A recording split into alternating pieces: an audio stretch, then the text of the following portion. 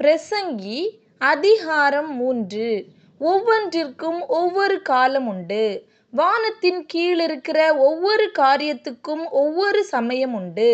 பிறக்க ஒரு காலம் உண்டு, இறக்க ஒரு காலம் உண்டு, நட ஒரு காலம் உண்டு, நட்டதை பிடுங்க ஒரு காலம் உண்டு, கொல்ல ஒரு காலம் உண்டு, குணமாக்க ஒரு காலம் உண்டு, இடிக்க ஒரு காலம் உண்டு, கட்ட ஒரு காலம் உண்டு, அழ ஒரு காலம் உண்டு, நகைக்க ஒரு காலம் உண்டு, புலம்ப ஒரு காலம் உண்டு, நடனம் பண்ண ஒரு காலம் உண்டு, கற்களை எறிந்துவிட ஒரு காலம் உண்டு, கற்களை சேர்க்க ஒரு காலம் உண்டு, தழுவ ஒரு காலம் உண்டு, தழுவாமலிருக்க ஒரு காலம் உண்டு, தேட ஒரு காலம் உண்டு, இழக்க ஒரு காலம் உண்டு, காப்பாற்ற ஒரு காலம் உண்டு, எறிந்துவிட ஒரு காலம் உண்டு, கிழிக்க ஒரு காலம் உண்டு, தைக்க ஒரு காலம் உண்டு, மௌனமாயிருக்க ஒரு காலம் உண்டு, பேச ஒரு காலம் உண்டு, சிநேகிக்க ஒரு காலம் உண்டு,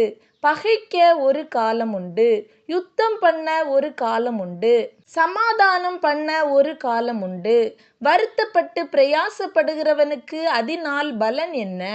மனுபுத்திரர் பாடுபடும்படி தேவன் அவர்களுக்கு நியமித்த தொல்லையை கண்டேன். அவர் சகலத்தையும் அதினதின் காலத்திலே நேர்த்தியாக செய்திருக்கிறார். உலகத்தையும் அவர்கள் உள்ளத்திலே வைத்திருக்கிறார். ஆதலால் தேவன் ஆதி முதல் அந்த மட்டும் செய்து வரும் கிரியையை மனுஷன் கண்டுபிடியான். மகிழ்ச்சியாயிருப்பதும் உயிரோடிருக்கையில் நன்மை செய்வதுமே அல்லாமல் வேறொரு நன்மையும் மனுஷனுக்கு இல்லை என்று அறிந்தேன்.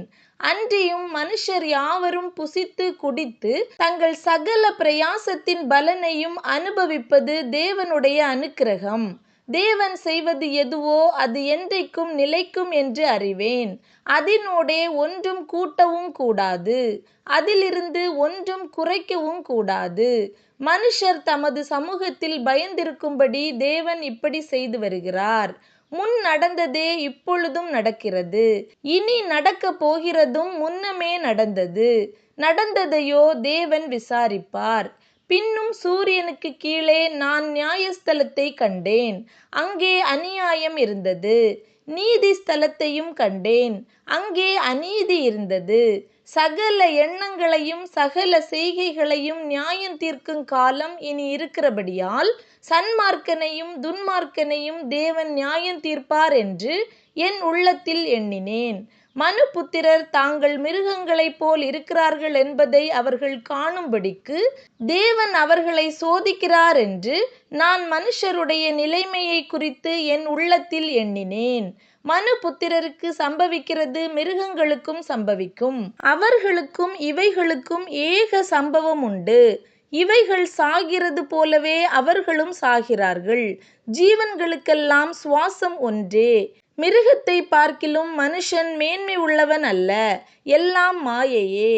எல்லாம் ஒரே இடத்துக்கு போகிறது. எல்லாம் மண்ணிலே உண்டாகிறது. எல்லாம் மண்ணுக்கு திரும்புகிறது.